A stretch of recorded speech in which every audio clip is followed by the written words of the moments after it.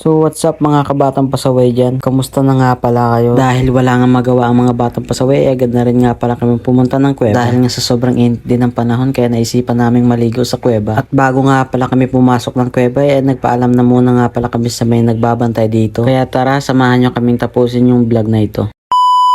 At pagkarating nga namin dito sa taas, ito agad ang makikita mo. At ito nga pala ang pinakapinto ng kuweba. Bale, dyan nga pala kami papasok, papunta doon sa dulo. At pagkarating nga namin dito, agad na rin nga pala kami bumaba. At ito nga pala ang itsura ng loob, guys. Tingnan nyo nga pala. Sobrang napakaganda nga pala na yan. At habang naglalakad nga pala kami dyan, papuntang dulo, ay naiwan nga pala dito si Kuya Marga. At sa part nga nila, nag-update pa si Kuya Marga kahit wala ng signal sa loob ng kuweba. Diba, sobrang lupit na yan.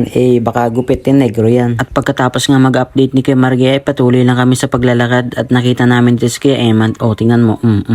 At sa part nga na yan ay kung napapansin nyo ay sobrang kikintab ng mga bato. At kung napapansin nyo nga pala ay buhay na buhay yung mga bato dyan sa loob ng kuweba. Pasensya na nga lang pala kayo sa video kung malikot dahil nga pala sobrang mabato nga pala dyan sa loob ng kuweba. Pagkarating nga namin dito sa dulo ay sobrang nakakapagod talaga kaya napaupo na lang dyan si Mandaragat. At pagkarating nga pala namin dito ay ito agad ang bumungad sa amin. Bali, sobrang daming kalat nga pala na yan dyan, guys. Kaya shoutout nga pala sa mga taong nagkakalat dito sa loob ng kuweba. Respetuhin naman natin yung lugar at panatilihin nating malinis ang loob ng kuweba.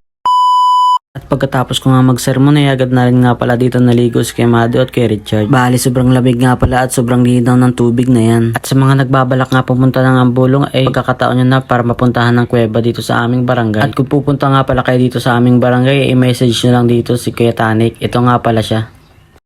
Bale, short vlog nga lang pala ito, guys, dahil sobrang busy nga pala kami sa school. At gusto ko nga lang pala i-shoutout yan ng mga supporters ng mga batang pasaway dyan. Napakaangas niya, dol. Pasensya lang yun, dahil lisbot kami, dol. Pasensya lang nga, hanggang digir lang atong video. Ingat ka mo. Jay, lisbotong kami, maulirang kami. Digin nga na ito, pasensya lang, dol. Pasensya lang, gid. Ingat.